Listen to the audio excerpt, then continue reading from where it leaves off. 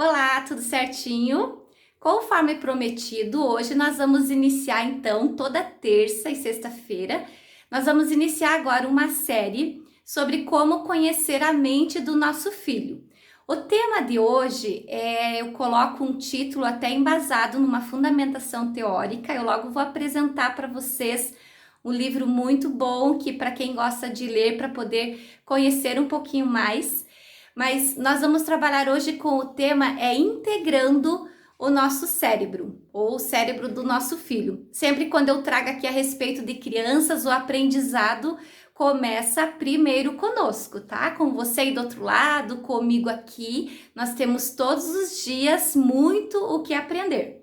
Então vamos lá, pensando aqui que quando você tem um filho, uma criança junto de você, e se de repente ela tá ali brincando no normal, no natural dela, e ela de repente começa a ficar cabisbaixa, o movimento começa a desacelerar e você percebe que ela tá meio caidinha, o natural, a primeira coisa que nós fazemos é coloca lá a mão na testinha, vê a pulsação e em segundo lugar nós vamos lá, pegamos um termômetro e nós vamos medir a febre.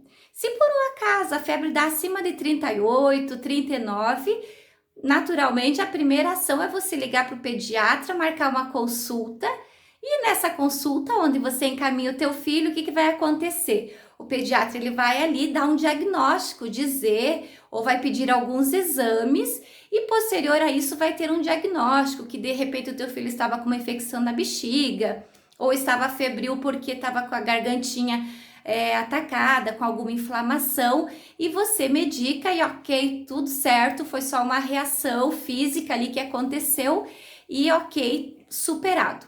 Agora pensem comigo, quando se trata em relação que nós pensamos sobre os nossos filhos, sobre comportamento, as relações que ele tem ou não tem com amigos e amigas, quando se trata nas questões de que você pensa a respeito, poxa, o meu filho é teimoso, o meu filho é muito rebelde, o meu filho é muito ansioso, o meu filho tem esse tique, o meu filho tem isso, o meu filho tem aquilo.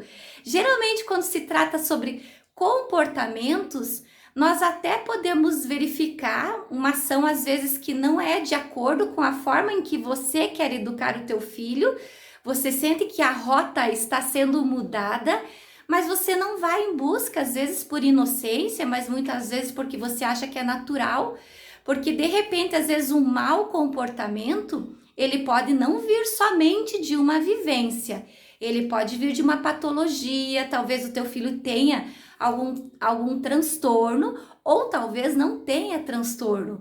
Porém, muitas vezes você deixa para depois e você até, por exemplo, mede a temperatura da 40 ali em comportamento, vamos suportar, insuportável conviver, no caso, com ele, devido às suas rebeldias, às suas travessuras, mas você fica assim, mas é isso, né? Teimoso é teimoso, é rebelde. Ele fica com esses tiques assim, mas é isso mesmo, não é assim?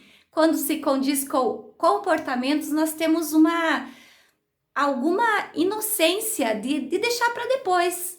Só que para orientar vocês e para nós entrarmos numa ação, num movimento, o comportamento e tudo que você vivencia com o teu filho, o que ele vive no seu lar, no seu ambiente, na sua escola, é isso que vai desenvolver o cérebro do teu filho. Ele está em formação, então são as vivências. Ele vai viver um espelhamento de tudo que ele está vendo e ouvindo. Então tudo é muito importante, verificando nessa lógica. O que você quer para o teu filho amanhã vai depender de tudo que você apresentar para ele hoje. Por isso, tão importante você entender sobre como é essa integração do cérebro. O que significa integrar? Integrar é juntar, unir. E para trazer você essa integração, vou trazer para vocês um exemplo. Pensa aqui, se você for numa loja comprar, uma loja de brinquedos, comprar um quebra-cabeça para o teu filho, você tá aqui idade de 2, 3 aninhos, mas depois vocês podem flexibilizando essa ideia. E você vai lá comprar o quebra-cabeça para o teu filho, naturalmente você vai olhar na lateral da caixinha e você vai comprar de acordo com a idade dele. Tem lá de 2 a 4, de 5 a 6, tem a idade do quebra-cabeça. Quando você traz esse quebra-cabeça para uma criança, por exemplo, de 2, 3 aninhos, o que vai acontecer? Ele vai abrir a caixinha, vai verificar aquelas pecinhas, ó, que lindo, um leãozinho, olha a cabeça do leão e tal. Só que as peças ali desmontadas, se ele ainda não teve esse estímulo, se você ainda não tinha apresentado para ele um quebra-cabeças, ele ainda não sabe a função dele. Então, quem vai apresentar, quem vai ser o modelo é o mediador. Quem estiver ali ao lado dele vai colocar, olha lá, aqui tem essa pecinha e essa juntando com essa, olha lá, deu a cabeça do leão.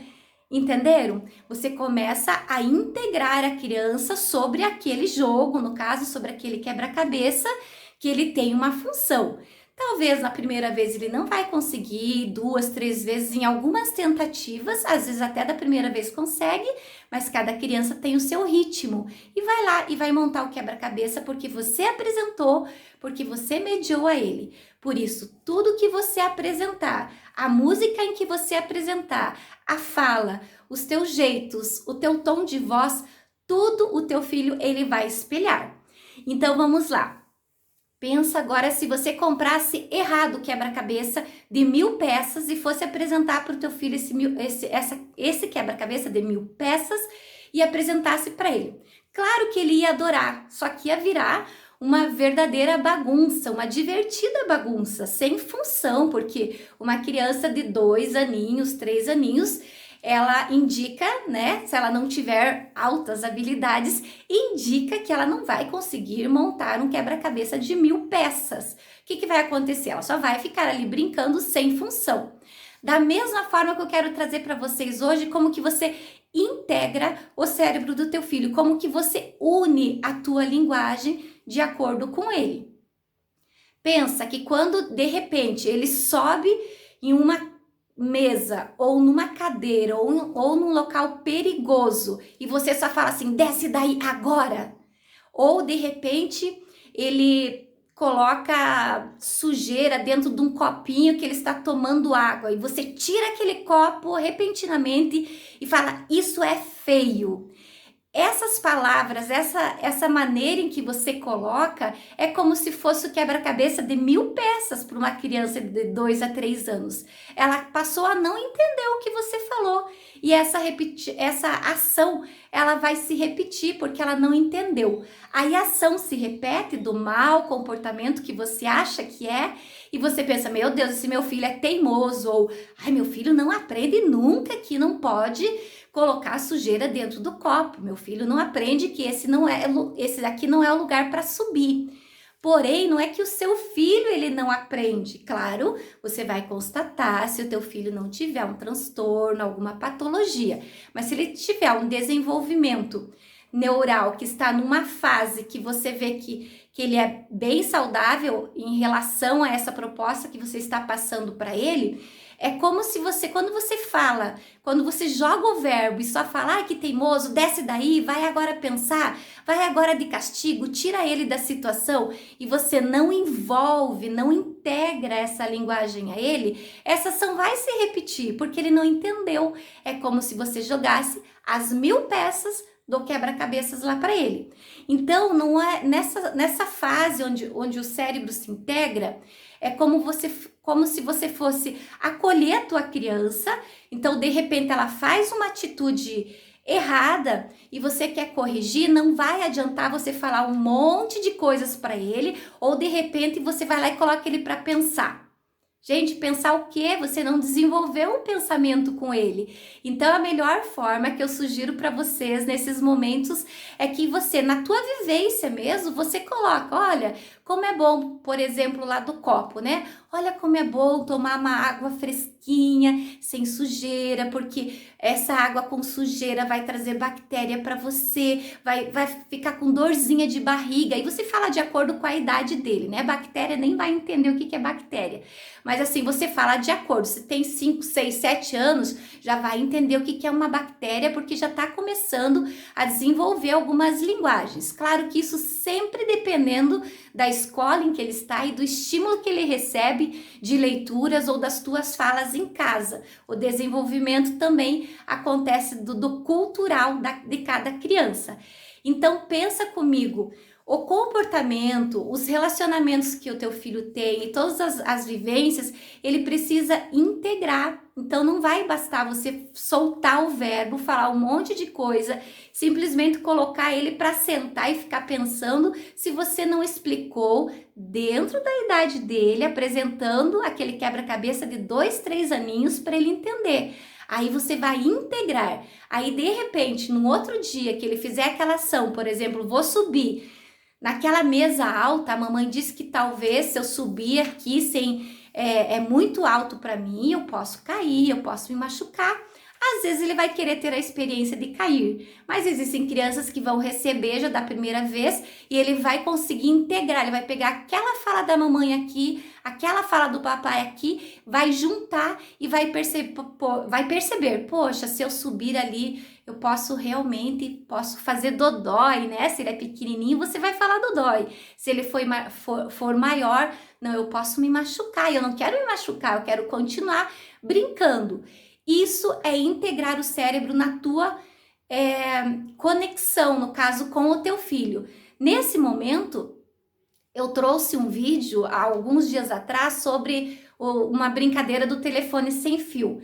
Essa linguagem que nós queremos desenvolver, esse movimento com as nossas famílias, é essa conexão.